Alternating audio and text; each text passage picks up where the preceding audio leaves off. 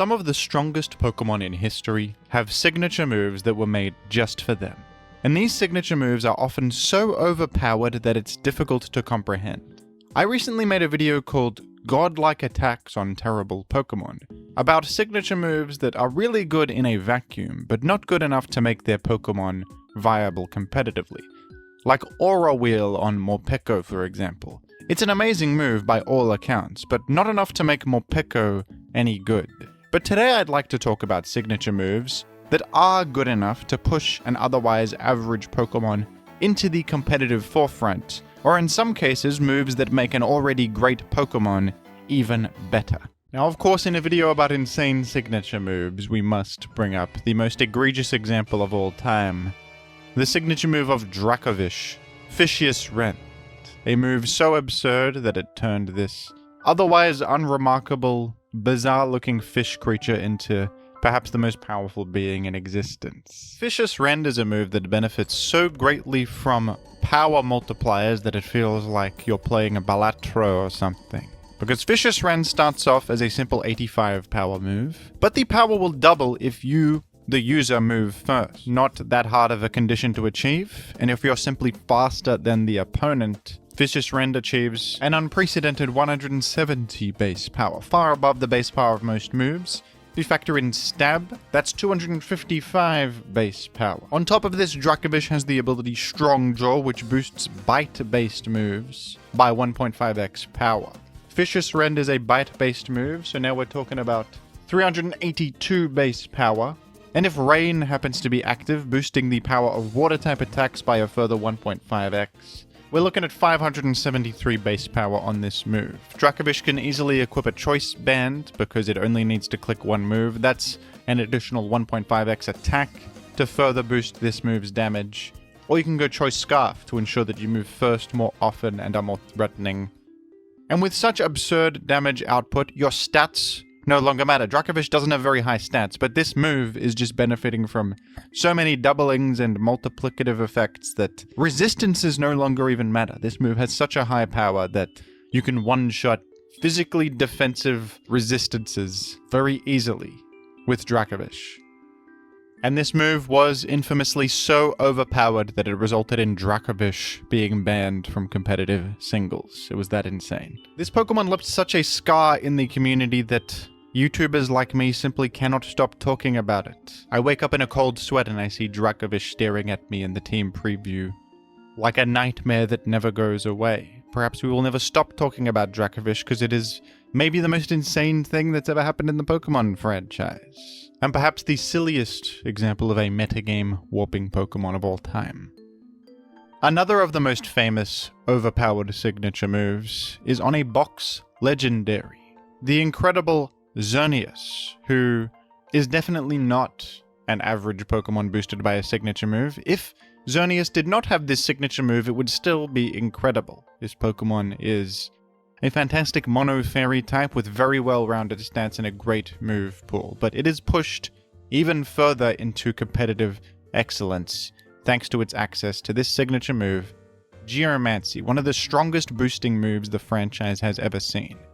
Geomancy is a charge move, so it takes 2 turns to execute, and on the first turn nothing will happen. That's a significant commitment, but at the end of it, Geomancy grants the user a +2 boost to special attack, special defense, and speed, which is absolutely incredible. It's like 2 quiver dances at once. And even though the charging effect is pretty bad, leaving you vulnerable and taking a while to execute, Xerneas can simply equip the item Power Herb, an item that is consumable and causes 2-turn charge moves to complete in a single turn. And with this simple combination, Xerneas is one of the most immediately powerful and threatening Pokemon that has ever existed. Xerneas can very easily come in, click Geomancy, and sweep entire teams single-handedly. And Geomancy Xerneas is one of the most metagame-defining Pokemon in competitive singles Ubers formats. Often the whole game centers around trying to defend against the Geomancy Xerneas or set up for the Geomancy Xerneas to sweep. Pokemon like Magiana are popular for their ability to wall Xerneas and remove its boost with the move Heart Swap. The threat of Xerneas clicking Geomancy is so strong that it forces specific things in to try to respond to it. Xerneas can use that to its advantage to chip them into range of the +2 Moonblast later in the battle. The ripple effects of Geomancy Xerneas and its immense power is felt at every stage of the game, building teams, the dynamics of battles. It is central in a way that few boosting moves can say they are. Now, it's not without its downsides. It, of course, can only really be used once in a battle, since Power Herb is consumed on use. It's very important for the Geomancy to be executed immediately, because the charge turn is a huge detriment. If you have to charge Geomancy, you are leaving yourself vulnerable for a whole turn, and it's very easy to stop Xerneas from sweeping in that instance.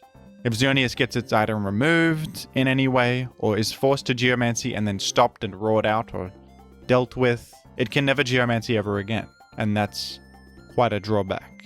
And even though this move is incredible, it makes you wonder if a move like Quiver Dance or Shell Smash that doesn't require the Power Herb and can be used multiple times in a battle would be better or not. But a Pokemon of this caliber having access to such a fantastic boosting move is still insane. And this is one of the most powerful Pokemon in history as a result. Now, I think that one of the most underrated powerful signature moves in the series is Keldio's signature move, Secret Sword. It's a move that is quite tame compared to some of the other ones that I'm going to talk about in this video, and pretty simple in what it does, but I think it just increases the flexibility and power of this Pokemon so much that it's worth talking about. Secret Sword is a fighting type special attack with 85 power that damages the target based on their defense stat rather than the usual special defense. Now, first of all, good fighting type special attacks are pretty hard to come by. I'm sure many of you are aware that most of the time Focus Blast is the best option Pokemon have as fighting type special coverage.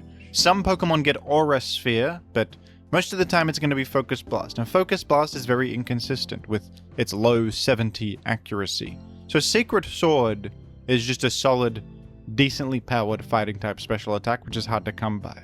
But the fact that this damages targets based on defense is enormous. The most popular special wall in Pokemon history is Blissey and its younger sibling Chansey. These are the kings of special walls, and they are weak to fighting.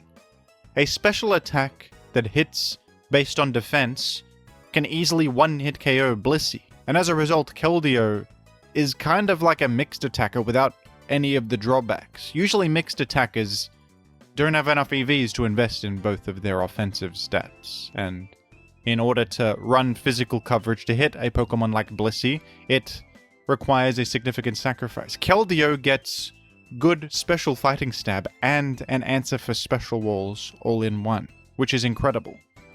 Keldeo is single-handedly responsible for Blissey being way less prevalent in Gen 5 OU, and Keldeo having this great stab option that can do huge damage to special walls is part of the reason it's so fantastic and flexible. This is one of those moves that I think if other Pokemon got it, you would see it everywhere, because it just improves consistency on the Pokemon so much. If anything that gets Focus Blast could get this instead, I'm sure they would use it. I mean, think about how many Pokemon use Psyshock, which is kind of a worse version of Secret Sword. It's a psychic type attack that hits targets based on defense. Psychic is a much worse offensive type than fighting. Secret Sword is an amazing move that may not be as flashy as some of these other ones, but I think is very powerful in a more subtle way. I'll tell you what's not subtle though is a volcano. Volcano erupts, and all the world bears witness. Volcanion is a Pokemon with an eruption-themed signature move to fit with its volcano-based appearance. Steam Eruption is yet another one of the most powerful signature moves ever conceived. Steam Eruption is Scald but better, a frightening prospect. This move has a 110 base power and 95 accuracy. Not 100 accuracy, so this can miss, but 95 is almost 100, mathematicians have told me so. On top of this high power and high accuracy, the move has a 30% chance to burn. It is like Hydro Pump and Scald combined, and it's even more accurate than Hydro Pump. It's an incredible, effective combination of two of the best water type attacks, and it's an outstanding move. Scald is already one of the best moves in the game, and that has 80 power with a 30% burn chance. And that's because it's a decent enough water-type special attack to do good damage. And also it has an incredibly impactful secondary effect. Burning certain Pokemon is basically as good as KOing them. You can run Scald and not even be an offensive Pokemon just because that burn chance is so excellent. So Steam Eruption is even more powerful than Scald is, and it is equally as difficult to switch in against, with that high burn chance on top. The only downsides to this move compared to Scald are the slightly lower accuracy and lower PP. Scald does have higher PP, making it perhaps preferable on more defensive Pokemon, but I'm sure if more Pokemon got access to Steam Eruption, they would in a heartbeat choose it over Scald with its incredibly high power and burn effect. Marshadow is an often forgotten mythical Pokemon. A fantastic one with the excellent fighting ghost type combination. One of the best type combinations you can get in the whole game, with perfect offensive coverage. And this fella also happens to have one of the best moves in Pokemon history exclusive to it. Spectral Thief is a ghost type physical attack with 90 power, which is good enough already. Good physical ghost stab is hard to come by. On top of this though, it has an absurd secondary effect. This move will steal all of the target's boosts before dealing damage upon being clicked. This is crazy for so many reasons. Because this move is not only a good attack, it serves as counterplay to boost sweepers. You can get rid of all their boosts, but you not only get rid of their boosts, you take them for yourself. You steal their boosts, and now you are the sweeper. The Pokemon Magearna has a move called Heart Swap, which is just a status move that has this effect. It steals the enemy's boosts and gives them to yourself. That move is already good enough. This is an attack, and a good attack at that does the exact same thing. Focus Sash Marshadow is a pretty good Pokemon because it can live a hit and then Spectral Thief to steal all of the opposing Pokemon's boosts and act as a fantastic safety net against boost sweepers that also turns you into a reverse sweeper, kind of like Ditto, but perhaps better. Perhaps even better than that, because it can then switch moves and use its perfect ghost fighting coverage and priority to destroy everything. I always thought Marshadow was a fun Pokemon in Ubers, actually. Because even though this move is crazy broken, Marshadow, compared to other legendaries, is pretty frail. It's not exactly the most consistent at pulling off this reverse sweep thing, because you do have to live a hit if they've boosted speed to be able to get the Spectral Thief off. It doesn't happen all the time. Marshadow is often used more for its offensive potency from its great stab types than for the consistency of Spectral Thief as counterplay to boost sweepers. But it is certainly a great option to have in the back pocket and an outstanding move effect in a vacuum that is beneficial to the Pokemon. And weirdly, among other Ubers, it does feel kind of balanced and it makes Marshadow feel distinct. So I've always enjoyed Marshadow actually in Gen 7 Ubers as a pretty fun offensive threat with this unique mechanic it can take advantage of. The legendary Pokemon Zygarde has multiple signature moves to its name. Thousand Waves is a fantastic ground-type physical attack with a trapping effect, and that's good on its own merits, but the most famous of Zygarde's signature moves is Thousand Arrows, of course. Thousand Arrows is one of the most powerful attacks of all time. This is a ground-type attack with 90 power and 100 accuracy, only a little bit weaker than the more standard Earthquake, but it has the absolutely incredible effect of being able to hit flying types. Ground type attacks usually have no effect on flying types, and this is their main detriment offensively. Ground is, for the most part, an incredible offensive type, hitting so many Pokemon super effectively, being incredible coverage and stab on anything that has the benefit of getting Earthquake. But flying types are commonplace, and so are levitating Pokemon. Ground immunity is the most commonly seen immunity in the game. So Thousand Arrows being able to bypass the biggest drawback of ground typing just turns this into such an extraordinarily powerful option. Zygarde only needs one attack. Usually ground types need to cover flying types with ice or rock coverage, but not anymore. You can just run Thousand Arrows as your only attack, allowing you to be very flexible with the rest of your move set. And Zygarde with the power construct ability in Ubers is a force to be reckoned with, and one of the most consistently excellent win conditions and offensive boost sweepers in the formats where it's available. Even Zygarde without the power construct ability though in its base state was too much for OU with this incredibly powerful attack and had to be banned in Gen 7 OU. I mean, this is a move that kind of breaks fundamental game balance. It's part of the balance of ground typing, that they're incredibly good but are vulnerable to the most common immunity in the game present on just about every competitive team. Once you get rid of that, ground is just too strong. It's just too good of a type.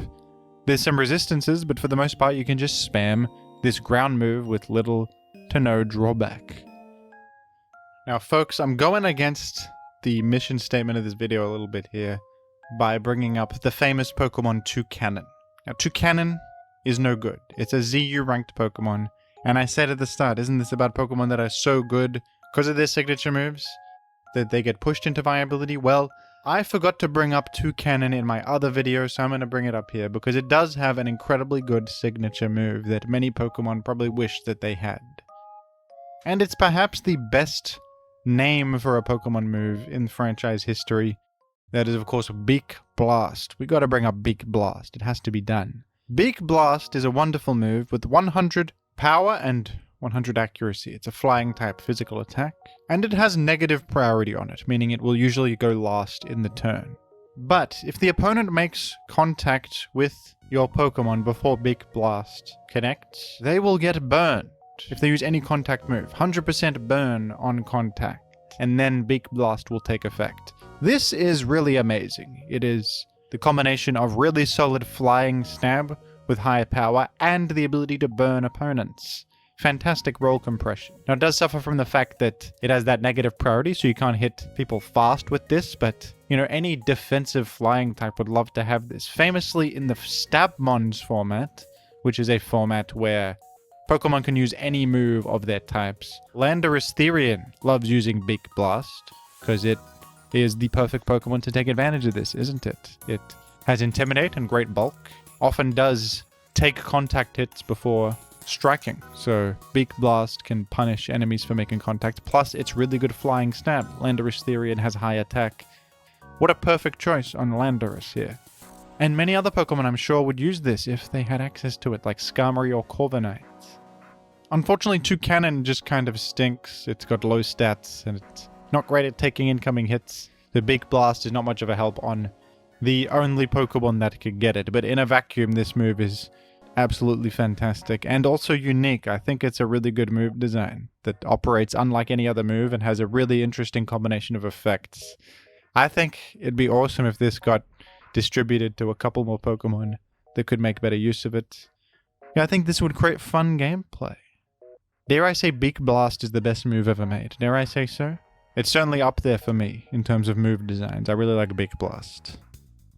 Urshifu is a Gen 8 legendary with two different forms. A base form that is fighting Dark type, and the Rapid Strike form, which is Water fighting type. Both of these forms have their own incredibly strong signature move. Urshifu's base form has the move Wicked Blow.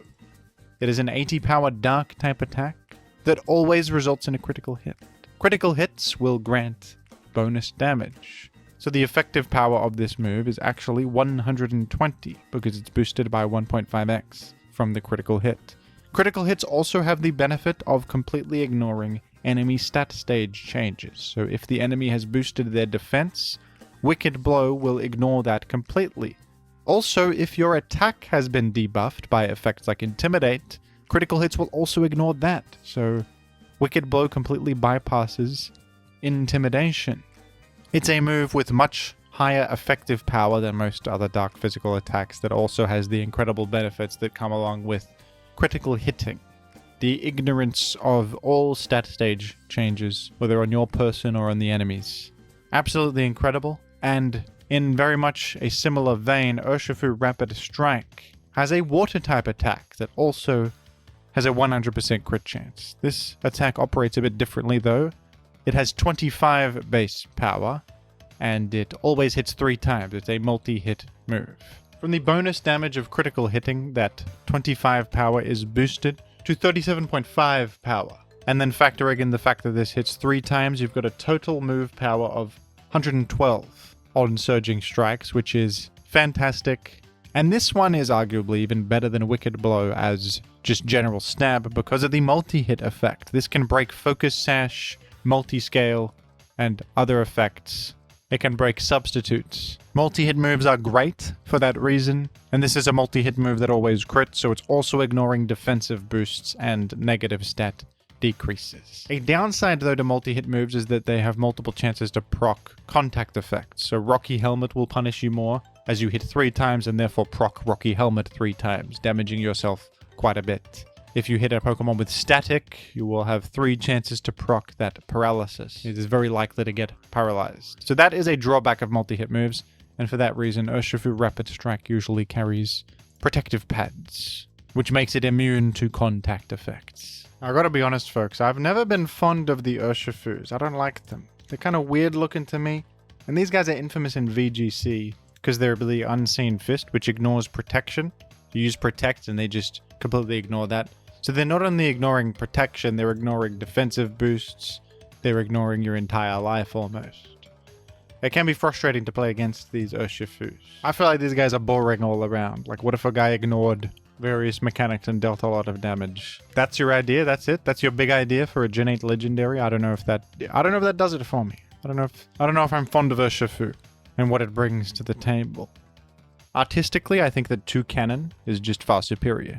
Most Pokemon would not hold a candle to Toucannon artistically speaking, but especially not Urshifu. Now it's time to talk about the various insane signature moves that Generation 9 introduced to the game. This generation introduced more broken signature moves than any other. And just to prime you, no, I'm not going to talk about Population Bomb or Gigaton Hammer, because I've spoken about them already in the other video. Go watch the other video. Today we will talk instead about powerful fellows such as Samurott Hisuian. Hisuian Samurott is perhaps the most competitively successful of all the new Hisuian Pokemon available to use in Gen 9. Although some of that can be attributed to its solid traits, especially compared to base Samurott, like a superior Water Dark typing and the good ability Sharpness, which boosts the damage of slicing based attacks by 1.5. Really, the star of the show here is the signature move, one of the best ever made, Ceaseless Edge. Ceaseless Edge is a dark type physical attack with 65 power and 90 accuracy that, upon being used, will set a layer of spikes on the opposing side. And this is itself a slicing move, so it gets the 1.5 boost, giving it an effective power of 97.5 on Hisuian Samurott.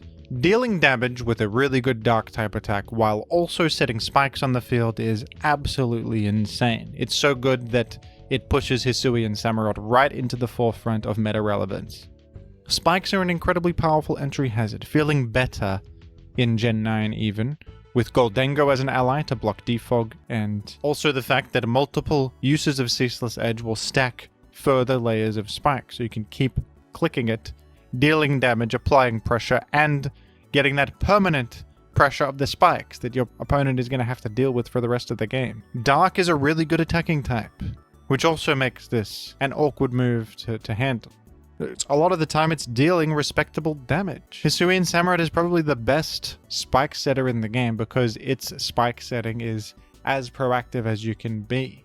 There is no end to the value of a Ceaseless Edge click. It's ceaseless. I've spoken at length about the sheer value of a single layer of spikes. A single layer of spikes on top of a 90 plus power dark type attack. Don't even speak to me about the value. The S&P 500 will crash immediately if they find out about this. The value is off the chart. I need to stress this very urgently. This is urgent that you understand how valuable Ceaseless Edge is, for goodness sake. You can attack and make layers. Holy crap. Do not tell Big Tech about the sheer value of Hisuian Samurott and what it provides. We need to keep this to ourselves, okay? We need to keep this to ourselves. Up next, you know him well. Pyramid Scheme. In the cut, Garganacl.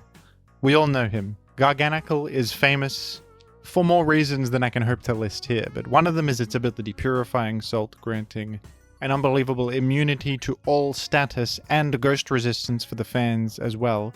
It's got actual good stats for a rock type, can you believe it? They give a rock type good stats. And it has one of the best signature attacks on a defensive Pokemon ever, Salt Cure. Salt Cure is a 40 power rock type physical attack with 100 accuracy that has attached to it a damage over time effect on hit. Salt Cure will deal 1/8 of the enemy Pokemon's max HP every turn, which is very good. That's like old burn damage. And it's really good that it's attached to a rock type attack. Rock is useful coverage. You can hit things for decent super effective damage with this, and it can't be taunted like other damage over time effects from status or other such effects. Salt Cure has that benefit of acting as okay coverage sometimes and having this incredibly difficult to deal with damage over time effect. On top of that though, Salt Cure is incredibly punishing to steel and water types, because if Salt Cure hits those types, the damage over time will be 1/4 of their HP per turn, which is huge. That's as much as Curse deals. No damage over time effect can deal such enormous damage to a Pokemon, at least as safely as Salt Cure can. This move is so spammable. It feels like there's very little downside to just clicking Salt Cure a lot of the time, because you're going to get a little bit of chip damage, a bit of progress, and even hinder the enemy permanently until they switch out, which is incredible. And you punish water and steel types, which are very, very common types in competitive. Both very, very popular types. Double as much. You punish them twice as much. Salt Cure is one of many reasons that Garganacl is an excellent Pokemon in Generation 9. And I think it is kind of an interesting signature move. I've had my frustrations with it, but you can't deny it's a very unique move design that is interesting, if nothing else. Another one of the strongest attacks ever seen is present on the new evolution for Primeape, Annihilate. Remember Marshadow? This feels like the second coming of Marshadow a little bit. Yet another ghost fighting type Pokemon, which is an amazing offensive type combo. Perhaps the best possible. And Annihilate has access to the truly absurd move, Rage Fist. Rage Fist starts out with a humble 50 base power and 100 accuracy as a ghost type attack. That's nothing to write home about. But every single time you are hit by anything, any attack, Rage Fist gains 50 power. So if you just get hit once, that's 100 power, and that's a strong attack. You get hit once more, holy crap, 150 power. And that's a well above average attack, and then it scales more and more and more until Rage Fist is dealing more damage than ever conceived. 6 hits is the maximum for scaling, which results in a 350 base power. And 350 base power is truly out of this world. That's the kind of damage where resistances stop mattering. It's kind of like Fish's Rend territory. Now it does take some effort to get to that point, of course, because you have to hit this guy multiple times, but what's incredible is that if Annihilate switches out, it doesn't reset Rage Fist back to 0. That would be intuitive, you'd think that makes sense, but no. Rage Fist keeps its base power permanently. So Annihilate can just switch in on like a weak U-turn or a random attack it resists, and just farm base power for Rage Fist like that. That makes the enemy not even want to hit anybody, let alone Annihilate itself. And Annihilate benefits incredibly well from the Terra mechanic in Gen 9, which allows it to become a powerful, neutral defensive type like Water or Fairy, and in doing so, very easily stomach incoming hits to not only help it get bulk up, boosts going, but also gain extra base power on Rage Fist. This was an indestructible sweeper with bulk up, Drain Punch, Rage Fist, and Taunt. You couldn't even Whirlwind it out because of Taunt. Drain Punch offered you some healing on top of Fighting Stab, which made it even more difficult, especially if they've boosted up with bulk up a lot, because now they're healed all the way back, and they're taking almost nothing from incoming physical hits. And, trying to hit the guy makes it more powerful. You try to hit the guy, which is, how you're supposed to defeat Pokemon, right? You attack them. You can't attack Annihilate, or its Rage Fist gains 50 power. It's so much power to gain from a simple hit that I was often dealing peanuts to you because you're so bulky. The Rage Fist is just a crazy attack. Truly out of this world. It's another Fish's Rend situation here, where this attack was so strong that the Pokemon had to be banned. Now, in Gen 9, every single one of the fully evolved starters has their own great signature move, which I think is pretty fun. Quaquaval gets Aqua Step, a great water-type physical attack that grants bonus speed on hit. That's a very good signature move right there. Meowscarada gets Flower Trick, a 70 power grass-type physical attack with 100% crit chance, similar to Wicked Blow, but a bit more reasonable in my opinion, with lower power and a more manageable type, being Grass. And Skeledirge, I think, gets the best signature move of them all, and that is Torch Song. Skeledirge's signature move, Torch Song, is an 80 power, fire type special attack, with 100 accuracy and a 100% chance to raise the user's special attack by 1. It's like a directly superior version of the move Fiery Dance, which is already a good attack. Torch Song always raises your special attack by 1, and this can single-handedly be your main stab and your form of boosting. And it does both at the same time, which is very powerful, and Skeledirge can actually be a win condition with this move. Torch Song also has an additional benefit of being a sound move. And sound-based moves are a class of move in Pokemon that actually bypass substitutes. So Substitute won't even help you against Torch Song. Torch Song can completely ignore a substitute and just attack through anyway, which is really, really powerful. And on top of that, Skeledirge itself is a solid Pokemon, with a useful Fire Ghost typing, a great Terra candidate thanks to its ability Unaware, and great defensive move pool with Slack Off and Will-O-Wisp, and Torch Song is just icing on the cake for that fantastic combination of special attack ramping and fire stab at the same time. It's an outstanding attack.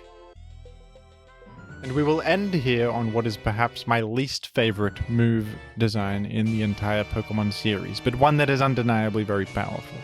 This is in stark contrast to Beak Blast, which is a critically acclaimed move, well regarded by all. Dire Claw, on the other hand, is the signature move of Sneasler, a disgusting and evil Pokemon that has a move brimming with immorality at every turn. Dire Claw has 80 power, it's physical, 100 accuracy, and the secondary effect on this move is just ridiculous. This move has a 50% chance to inflict one of 3 status ailments. Those status ailments are Poison, basic poison, not toxic poison, Paralysis, or Sleep. So you first use the move and there's a 50-50 roll for you to inflict a status ailment, and then it's a 1 in 3 chance after that to inflict possibly Sleep, which is truly unbelievable that you can apply Sleep from an attack. Even if it's a low chance, requiring 1 roll into another, I still think it's crazy that a move can inflict Sleep. What the hell are you supposed to do if you are in on a poison resistance, they click Dire Claw, and then your guy just goes to sleep and you can't do anything? It's so idiotic. I don't want to go to bed. I don't want to sleep yet. I have more to do. How could you force me to go to bed? How could you force me to do so? You cannot. You cannot do that. This is very dire. And that's not to mention that Paralysis is similarly high impact and can end a Pokemon's career in the right circumstance. Poison is the least impactful of the 3, but this is just a crazy move design, isn't it? It's a complete casino, for goodness sake. It's a casino. I know that Pokemon is a game with RNG in it, but we don't have to design moves like this. We can be sensible a little bit. I know that the game is full of random freezes and crits and all this nonsense, but you don't have to design a move with a 20% chance to inflict one of 7 different things. We can be reasonable people. And, there's a chance to do one thing. We've gone too far with Dire Claw, and I'm afraid that if we continue down this path, we will turn into more of a laughing stock than we already are as the Pokemon community. So we must end this, and I think that Sneasler should never be seen again. I don't want to see this guy in Gen 10. Not a fan of the shape of its head, or its weird long body, or its access to the move Dire Claw, or really anything about it. Listen, they cut Mothim from the game in Gen 9, okay? Mothim does not exist in Gen 9. In Gen 10, I propose that we swap Mothim and Sneasler. You take Sneasler and put him into the void, and we'll take Mothim, and Mothim can exist again in Gen 10. How does that sound as a trade offer? I hope you consider. Signature moves can be some of the most inspired design in the series, giving Pokemon unique flavor and often enhancing them in ways that they never would have been otherwise. In other circumstances, signature moves are overpowered in a very surface level and boring way, and these signature moves pushing their respective Pokemon to the forefront is not always a good thing. But what is your favorite of these signature moves I spoke about today? Is it a Beak Blast? Is it something else? Let me know down below in the comments, and thank you for watching.